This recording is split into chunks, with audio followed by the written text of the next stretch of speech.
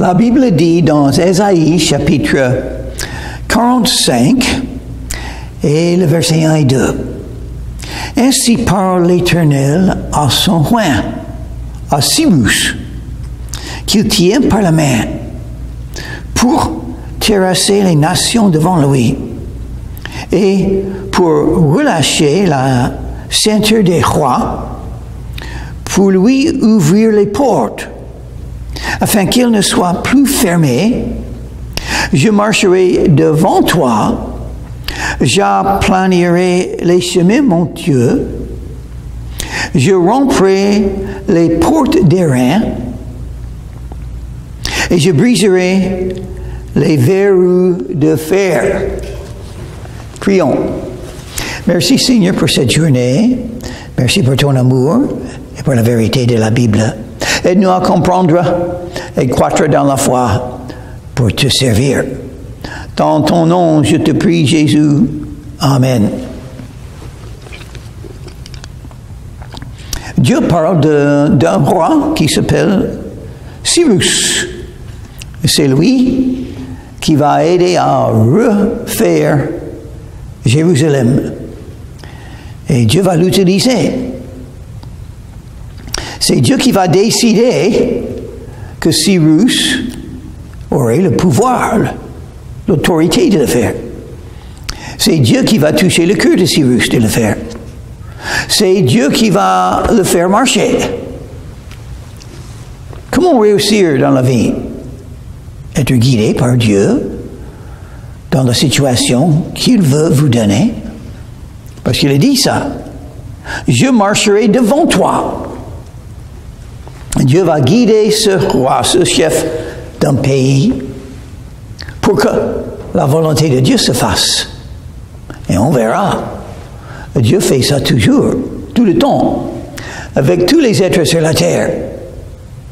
Dieu guide, il choisit, il fait marcher, il touche les cœurs, il agit, il a un plan, ça c'est pourquoi.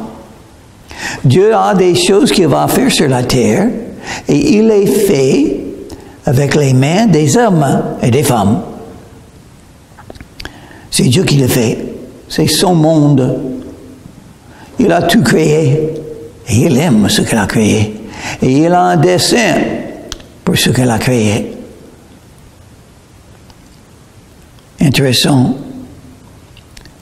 Il a dit, pour lui ouvrir les portes, il a dit dans le verset 2. C'est Jésus qui ouvre les portes et personne ne peut fermer. Et c'est Jésus qui ferme les portes et personne ne peut l'ouvrir. Moi, j'ai vu ça plusieurs fois dans ma vie et je sais que c'est vrai. Donc, on remercie le Seigneur. Il sait ce qui est. Il sait mieux que nous ce qu'il faut faire. On essaie à faire quelque chose, la porte est fermée, ça ne va pas marcher. Mais quand il ouvre la porte, si vous êtes touché par le Seigneur, vous allez reconnaître, ah, c'est une porte ouverte que Dieu a fait. Je vais entrer pour le servir. Je donnerai des trésors cachés, des richesses enfouies, afin que tu saches que je suis l'Éternel qui t'appelle par ton nom, le Dieu d'Israël. Beaucoup est dit dans ce verset. Que sont des trésors cachés, les richesses enfouies? Ce n'est pas de vraies richesses. Ce n'est pas l'or et l'argent. C'est quoi? Afin que tu saches. Oh, c'est connaître quelque chose. Ça, c'est la richesse. Connaître la vérité. Connaître Jésus. Connaître le dessein de Dieu. Connaître que Dieu est là et qu'il fait toutes choses. Ce qui vous est arrivé, c'était la volonté de Dieu. Il fait tout. Il ouvre les portes, il ferme les portes. Il fait venir quelqu'un, il chasse une autre personne. Dieu le fait. Je suis l'Éternel qui t'appelle par ton nom. Pourquoi il a dit ça? Pour dire qu'il vous connaît. Il connaît tout, connaît très bien parce qu'il vous a formé. Il vous a créé, il vous a formé, il vous a élevé. Et maintenant, vous êtes là, selon sa volonté. Vous êtes vivant, c'est lui qui vous a donné la vie aujourd'hui. Pourquoi? Pour le connaître et le servir. Il vous connaît, mais est-ce que vous connaissez Jésus? Pour l'amour de mon serviteur Jacob. Voilà, il a dit, fin de verset 3, qu'il est le Dieu d'Israël. Mais Cyrus n'était pas le roi d'Israël, il était le roi des Mèdes et des Perses. Il n'était pas le roi d'Israël. Oui, mais Dieu utilise tout dans le monde pour accomplir son dessein pour Israël. Si vous voulez voir la main de Dieu, regardez Israël et ce qui se passe. C'est Dieu qui le fait. Il a ses raisons. Mais pourquoi tant de haine pour Israël?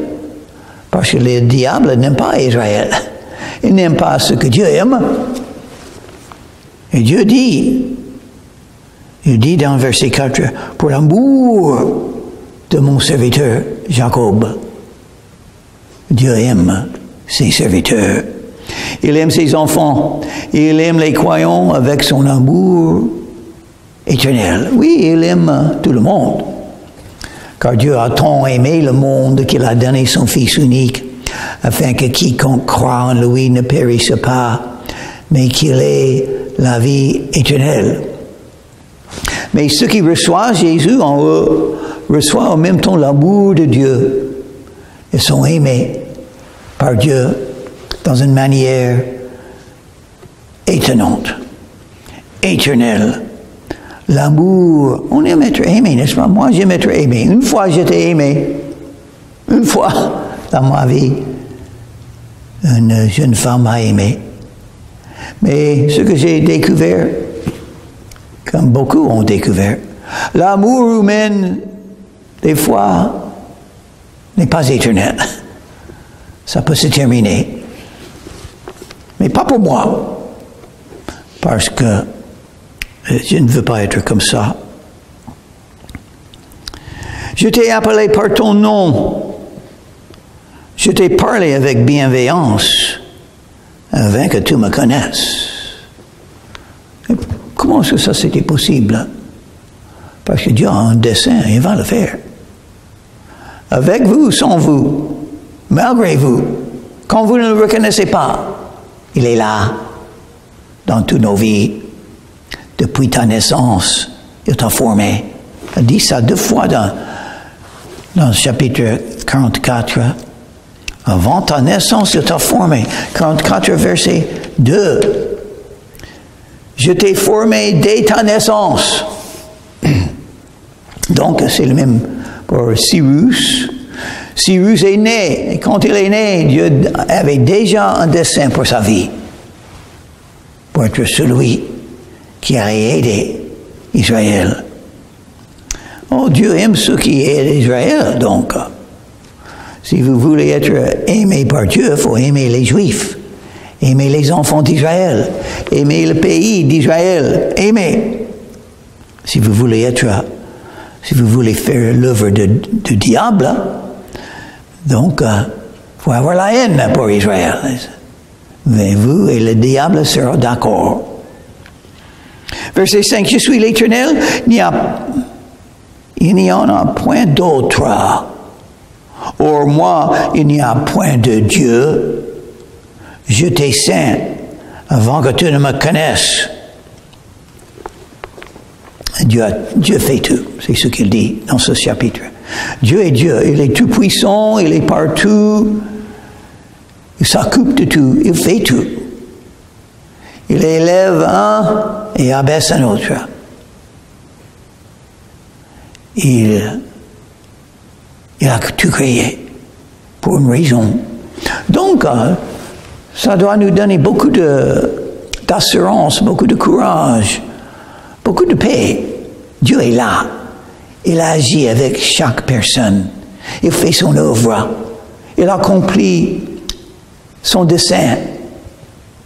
Donc si cette personne ne m'aime plus, évidemment c'est le plan de Dieu. Si une autre personne commence à m'aimer, évidemment c'est le plan de Dieu. Moi j'accepte tout et je fais son devoir. Je suis là aussi comme Cyrus. Je suis là pour faire quelque chose pour Dieu. Si vous êtes sage, vous pouvez reconnaître pourquoi vous êtes là. Même si vous avez reçu Jésus-Christ dans votre cœur, en même temps, le Saint-Esprit est entré en vous et le Saint-Esprit vous a donné un ou deux ou plusieurs dons d'esprit. Est-ce que vous connaissez les dons d'esprit que Dieu vous a donnés? Donc il faut, si oui, vous êtes en train de comprendre pourquoi vous êtes là. Vous êtes là pour mettre en pratique les dons spirituels que Dieu vous a donnés. Et donc de chercher les situations pour les faire. Vous avez été formé par Dieu pour le servir. Vous êtes un serviteur de Dieu. Donc dans quelle manière? Pour quelle raison? Pour quel objectif? Dans le plan de Dieu, vous pouvez connaître. Dieu a annoncé à Cyrus pourquoi Cyrus était là, ce que Dieu allait faire avec sa vie. Donc, si vous êtes béni de Dieu, l'Esprit de Dieu va vous dire pourquoi vous êtes là, et donc vous serez en train de le faire. Vous êtes là pour enseigner la parole de Dieu, donc il faut l'apprendre. Il faut étudier la parole de Dieu. J'étais saint, c'est-à-dire il a préparé, il a formé, il a élevé, il a touché, il a guidé, il a ouvert les portes que Dieu voulait ouvrir. Et il a fermé les portes que Dieu voulait fermer. Jusqu'à la fin de la vie. Et c'est pourquoi, c'est pas quelque chose qui est toujours facile à apprendre. Pourquoi je suis là? Qu'est-ce que Dieu veut de moi? Ça peut être caché. Les choses qui étaient cachées sont maintenant révélées à ceux qui cherchent. Et les portes qui étaient fermées sont maintenant ouvertes. C'est afin qu'on sache du soleil levant au soleil couchant qu'hors moi, il n'y a point de Dieu. Je suis l'Éternel, il n'y a point d'autre. Il n'y a pas un autre Dieu qui fait ceci et cela. Non, c'est Dieu qui fait tout et utilise même le malin. Il a utilisé le diable et Judas Iscariot pour que Jésus soit crucifié, pour que vous et moi, nous puissions avoir le salut, la vie éternelle, la joie, la paix, l'amour. Il a utilisé le diable, il l'utilise même maintenant. Et il nous dit, vous pouvez lire le livre de Daniel et quelques-uns des prophéties d'Ésaïe et des autres prophètes. Vous pouvez lire Matthieu chapitre 24, de Thessaloniciens chapitre 2, 1 Thessaloniciens chapitre 4, Apocalypse. Vous pouvez lire et vous pouvez comprendre un petit peu le dessein de Dieu qui s'accomplira. Dieu a déjà décidé ce qui va arriver. Le diable sera à l'enfer éternellement, enchaîné. Et vous, Dieu sait, moi je ne sais pas. Mais j'annonce l'évangile et je sais que Dieu vous a donné un choix. Vous pouvez vivre éternellement dans l'éternité, dans le ciel, si vous décidez à venir à Jésus et croire en lui. Sinon, vous avez décidé d'être dans les ténèbres éternellement. C'est votre choix. Je forme la lumière et je crée les ténèbres. Et la lumière, ça symbolise quoi? La vérité. Oui, Dieu a tout créé. Ça veut dire qu'il a créé les ténèbres aussi. Il a créé la méchanceté. Dieu a créé. Il a créé cette concurrence, cette guerre spirituelle entre le bien et le mal, entre la lumière et les ténèbres. Et puis, Dieu nous a donné des instructions en Ephésiens chapitre 6. Si vous êtes un croyant, je vous donne un petit avertissement.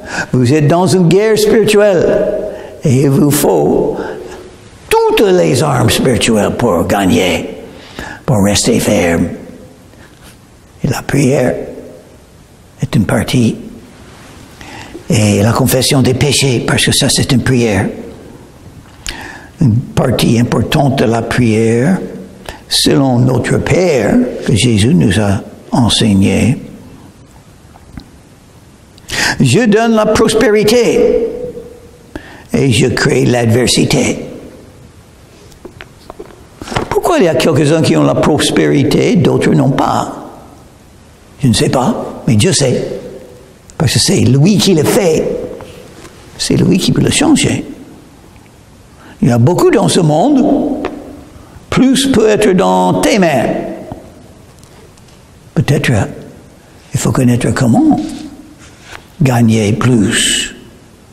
Ça s'appelle le travail. Ça s'appelle apprendre. Et ça s'appelle la volonté de Dieu. Moi, l'Éternel, je fais toutes ces choses. C'est lui qui a détruit Jérusalem. C'est lui qui a décidé, oui, mais il faut le rebattre. Il faut le reconstruire. C'est lui qui a choisi Cyrus pour le faire. Pour annoncer, pour permettre. Et puis l'autre, quand Cyrus a permis, c'est l'autorité du pays qui doit décider des choses, et moi, citoyen, je dois obéir les autorités. Oui. En obéissant les autorités, je fais la volonté de Dieu, parce que Dieu est dans leur vie aussi. Dieu touche les cœurs des chefs des pays, même des communistes, même des musulmans. Moi, je ne comprends pas pourquoi, mais je sais que ma responsabilité, c'est de faire le bien, faire ce qui est juste. Et si le Seigneur me donne plus d'autorité, j'ai beaucoup d'autorité déjà. J'ai l'autorité d'annoncer l'Évangile. Le roi des rois m'a dit, allez dans tout le monde et annoncer l'Évangile à toute créature. Est-ce qu'il a plus d'autorité que ça? Je ne crois pas. Que les cieux répandent dans l'eau et que les nuées laissent couler la justice. Que la terre s'ouvre et que le salut y fructifie. Voilà la volonté de Dieu. Il veut tout sauver, c'est pourquoi. Et c'est possible. C'est possible que tout le monde soit sauvé par foi en Jésus. Dieu a donné un choix à chacun. Chacun peut choisir de venir à Jésus. L'Esprit est là. Les vrais croyants sont là pour dire au monde, venez à Jésus. Donc le message est prononcé par Dieu en utilisant les croyants qui sont remplis de Saint-Esprit et qu'il en sorte à la fois la délivrance. Moi, l'Éternel, je crée ces choses. Dieu a créé ainsi. Il a créé son dessein de comment sauver tout le monde. Les croyants doivent simplement ouvrir leur bouche. Ouvrez la bouche et je la remplirai. Il a promis. Allez dans tout le monde et annoncez l'Évangile. Vous recevrez la puissance du Saint-Esprit. Et vous serez mes témoins dans tout le monde. Ici, un peu plus loin, et partout dans le monde. Ça, c'est le dessein de Dieu, parce qu'il a fait comme ça. Comment croire sans entendre? Comment entendre sans personne qui annonce l'Évangile? Jésus a dit de lui-même, et il est notre exemple, il a dit, le Fils de l'homme est venu chercher et sauver ceux qui sont perdus. Et vous, Est-ce que vous faites la même chose? Malheur à qui conteste avec son Créateur. Quelqu'un va combattre le Créateur, oui, là, dans leur cœur, les cœurs endurcis, les cœurs de pierre, pas les cœurs de chair. Contre Dieu, oui, mais l'Esprit de Dieu est toujours là. Et les épines, ça fait mal. C'est mieux de venir à Jésus que de souffrir en étant contre lui, que de souffrir éternellement. C'est mieux de venir à Jésus. C'est mieux d'avoir les larmes de joie en connaissant que vous êtes sauvés que d'être là au jugement, à genoux, avec les larmes et les grincements de dents, en reconnaissant tout ce que tu as perdu, parce que tu as rejeté le salut. Il a dit que le salut, il fructifie. Ça, c'est la volonté de Dieu. Et ça peut arriver dans votre cœur, parce que Dieu est là, et il vous offre le salut. Vase parmi des vases de terre. L'argile, dit-il, à celui qui la façonne, que fais-tu? Et l'œuvre, dit-elle à l'ouvrier, tu n'as point de main. Non, non, non, jamais, jamais, jamais. On ne peut rien dire à Dieu, sauf merci, sauf louer son nom, parce qu'il est tout puissant, il fait tout. Donc, tu vois quelqu'un qui souffre, quelqu'un qui perd, quelqu'un qui a la haine contre vous, qu'est-ce qu'il faut dire? Merci Seigneur, tu l'as fait. C'est ce que je dis. C'est que ce passage dit, Dieu fait tout.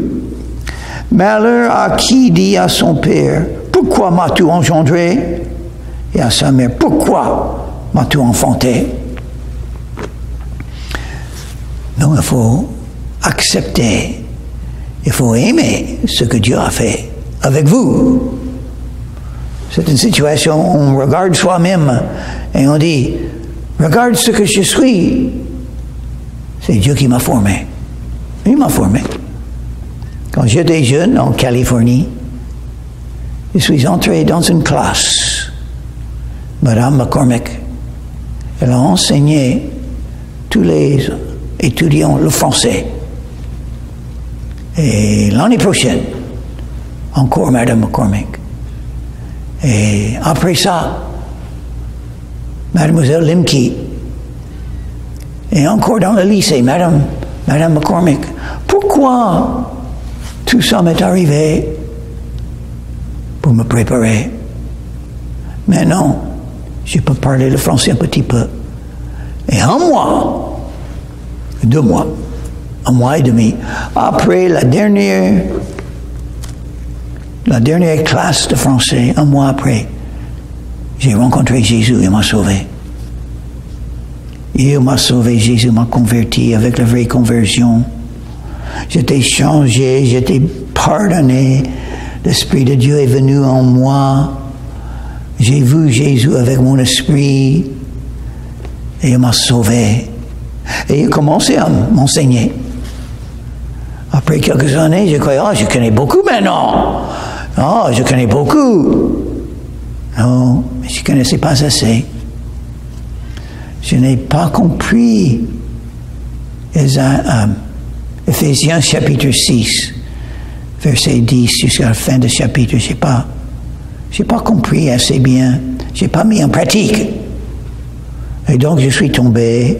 J'ai eu une chute spirituellement. Et j'ai perdu une porte ouverte. C'est ce que j'ai perdu. Non, je n'ai pas perdu ma femme, pas à ce moment. Je n'ai pas perdu ma femme, je n'ai pas perdu ma famille, je n'ai pas perdu ma santé, je n'ai pas perdu prospérité, j'ai perdu une porte ouverte. Ah, ça c'est... Faut pas perdre, je vais vous le dire. Faut pas perdre une porte ouverte. Ça peut prendre du temps. Ça peut être des années. Ça peut être 40 ans avant que sa porte soit ouverte encore. Je le dis. Ah oui, je sais. Dieu peut le faire. Donc, Dieu est sage, je sais. Il sait exactement comment nous former. Et malheureusement, pour moi, il faut beaucoup plus qu'apprendre la Bible. Il faut mettre en pratique ce que vous avez appris. Et ça peut prendre du temps. C'est moi qui ai fait la terre et qui sur elle ai créé l'homme. C'est moi. Ce sont mes mains qui ont déployé les cieux et c'est moi qui ai disposé toute leur armée. Qui est l'armée des cieux? Les anges, les esprits, les démons, qui sont les anges qui sont tombés avec le diable. Hein? Dieu a tout créé. Il a un dessein pour tout. Tu te rappelles quand les démons ont rencontré Jésus? Ils ont dit, Jésus-Christ, Fils de Dieu, est-ce que tu vas nous mettre dans l'endroit de tourment maintenant? Ils savaient un petit peu de leur avenir, l'enfer. Ils savaient que Jésus allait les mettre là-dedans. Il ne faut pas entrer avec eux. Il ne faut pas y entrer avec eux. Il faut venir à Jésus. Il peut vous sauver et il le fera. Parce que c'est son dessein d'aller à la croix de Calvaire, payer le prix pour tout le péché, et puis vous inviter à venir à lui et être sauvés. Tous qui viennent à Jésus sont sauvés. Romains, chapitre 10 et le verset 13. Quiconque invoquera le nom du Seigneur sera sauvé. Il faut simplement prier Jésus avec un cœur sincère et honnête. Et il vous donnera le pardon de vos péchés, la vie éternelle. Il vous changera. Et vous serez un des enfants de Dieu avec un avenir préparé pour vous dans le ciel pour l'éternité. Venez à Jésus. Il vous aime. Prions. Merci Seigneur pour tout ce que tu nous enseignes. Merci que tu as tout créé.